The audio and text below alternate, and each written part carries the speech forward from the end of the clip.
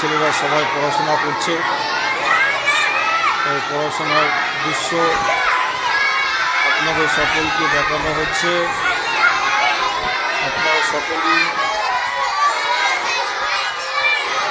আন্দোলবেরিয়া মক্তবের জন্য দোয়া করবেন এবং এই সমস্ত বাচ্চাদের জন্য আপনারা সকলেই দোয়া করবেন, যাতে এই সমস্ত বাচ্চারা সকলেই